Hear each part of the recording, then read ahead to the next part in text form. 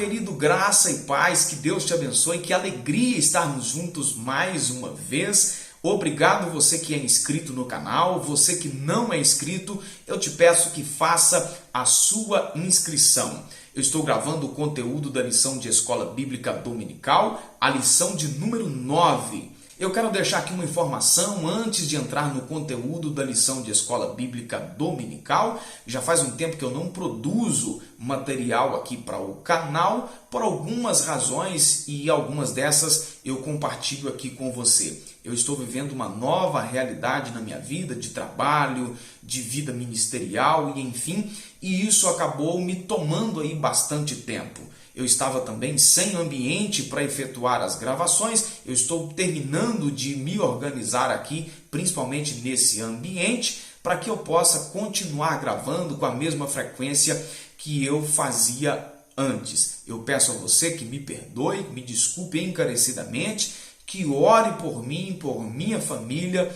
Graças a Deus o Senhor tem cuidado de nós, tem nos sustentado de uma maneira poderosa, e é só algumas questões mesmo de adaptação, e eu preciso aí que você me cubra com sua oração, tá certo? A lição de hoje é a lição de número 9, o título é O Primeiro Projeto de Globalismo. O textuário desta lição é Gênesis capítulo de número 11 e o versículo de número 9 que diz: Por isso se chamou o seu nome Babel, porquanto ali confundiu o Senhor a língua de toda a terra, e dali os espalhou o Senhor sobre toda a face da terra.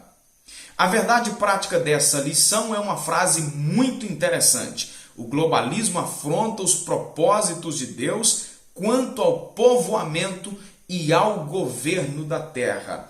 Não pense você que essa ideia global de política, de religião, enfim, de pensamentos culturais, é algo novo, é algo do século 20 e 21.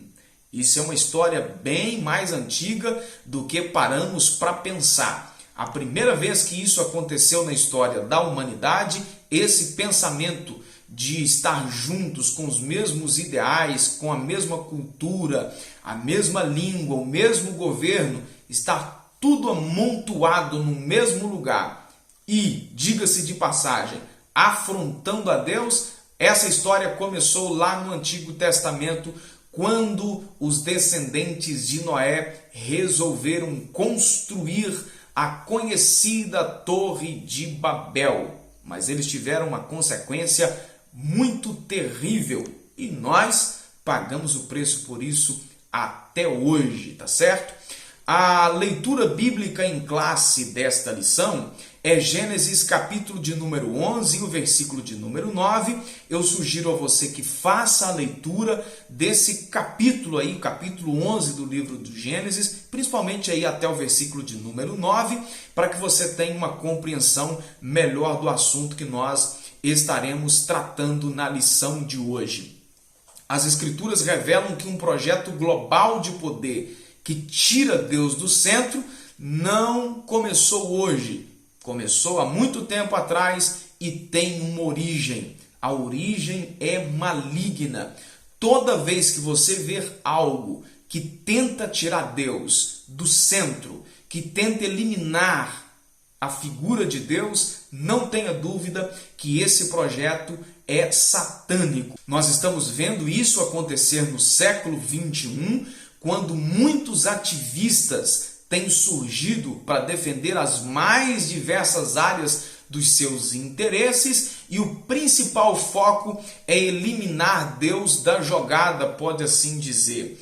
Esse espírito é, na verdade, o que a Bíblia chama de espírito do anticristo, que já opera na terra, com as mesmas ideias, com as mesmas intenções, que é tirar Deus da jogada. O que nós estamos estudando hoje é a ideia inicial de globalizar a terra, que teve um início na Mesopotâmia. Ali os homens ímpios e dissolutos incitaram a descendência de Noé a aglomerar-se em um só lugar, em um só governo. Nós temos logo em seguida, é apenas a introdução da lição também, a intervenção de Deus para bloquear esse plano satânico.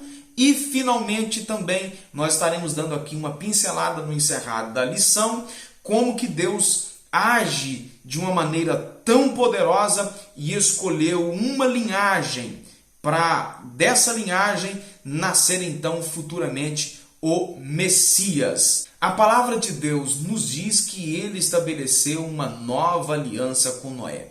Seria a partir dele que a terra seria povoada novamente.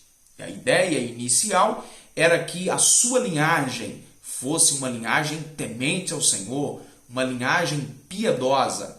Mas a Bíblia diz então que o seu filho mais novo iniciou uma onda muito grande de apostasia, de rebeldia contra Deus. Teve início então a uma decadência moral e espiritual contra os princípios de Deus muito grande.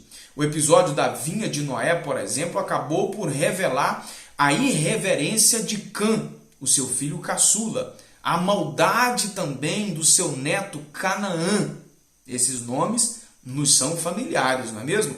Tinha início ali uma apostasia que, se não fosse pela interferência de Deus, o principal propósito de Deus naquele tempo, que era povoar a terra, ficaria terrivelmente comprometido. Mas uma coisa é, Deus não perde o controle de nada na história. Às vezes nós temos a impressão, pelas coisas que acontecem à nossa volta, que parece que Deus perdeu o controle, que parece que na verdade a maldade é quem está no controle. Mas tenha certeza de uma coisa, o mesmo Deus que tinha o controle da história durante o período bíblico, ainda continua tendo controle e continuará. Ele é Deus por toda a eternidade. Creia nisso. Com a multiplicação dos seus filhos, Noé começa a perder esse controle espiritual e moral da sua família. Faltou muito pouco para que a nova civilização tivesse o mesmo destino da anterior. Vai entender a humanidade, não é mesmo?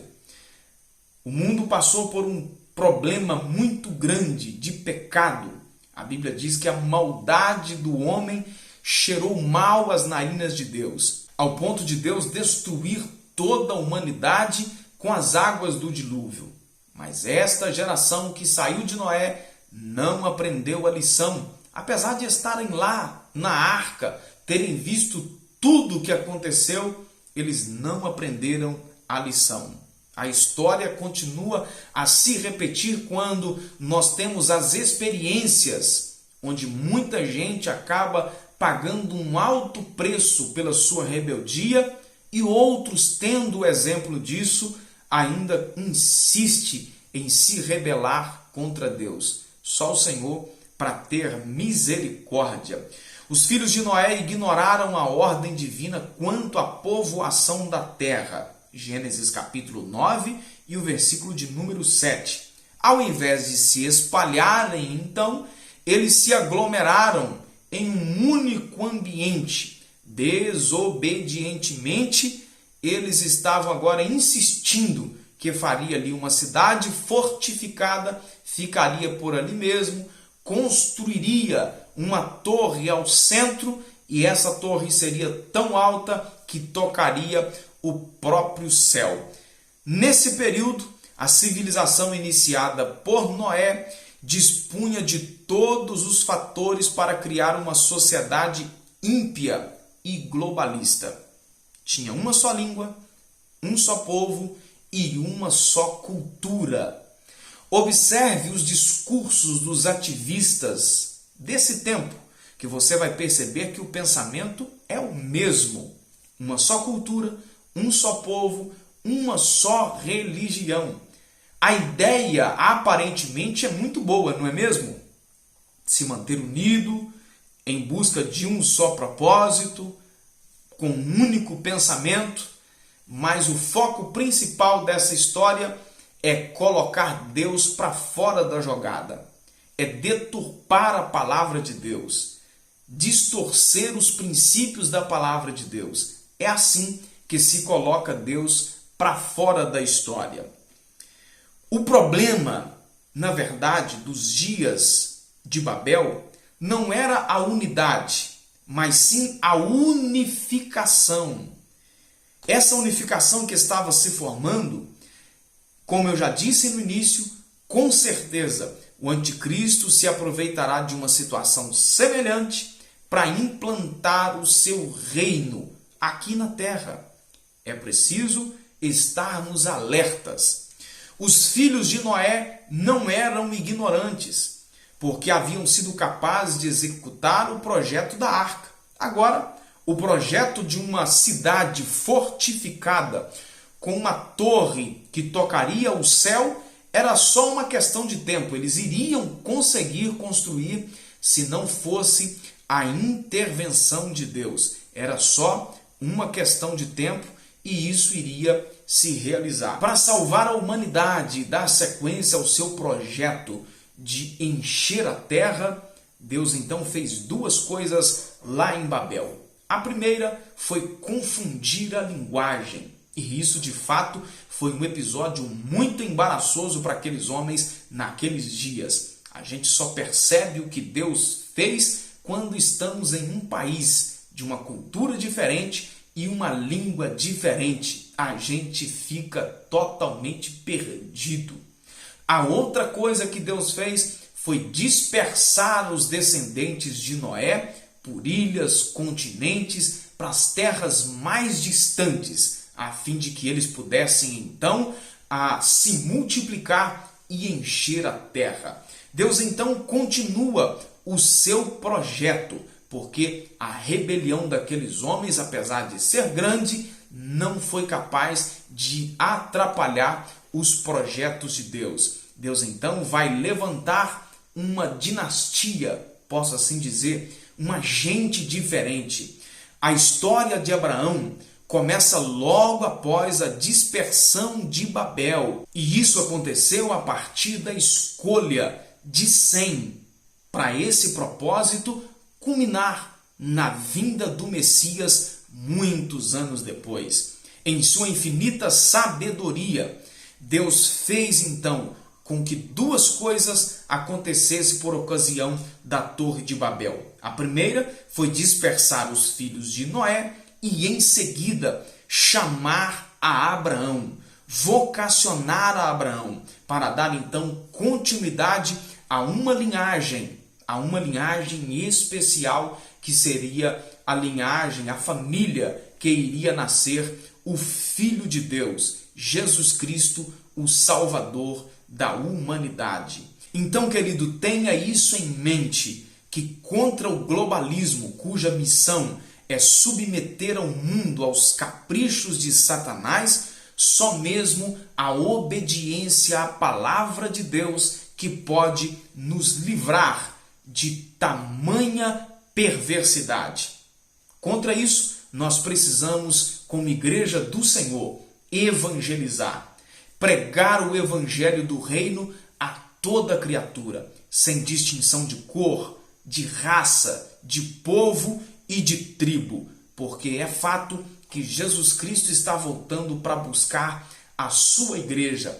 Todas essas ideias, tudo isso que está acontecendo à nossa volta é, na verdade, sinal da vinda gloriosa do nosso Senhor Jesus Cristo. Como discípulos de Jesus, como igreja amada, é tempo de dizermos não à ideia global, à ideia do globalismo, porque não é esse o projeto de Deus para o seu povo. Que Deus em Cristo te abençoe poderosamente. Você que não é inscrito no canal, faça a sua inscrição. Que Deus te abençoe e até o nosso próximo vídeo.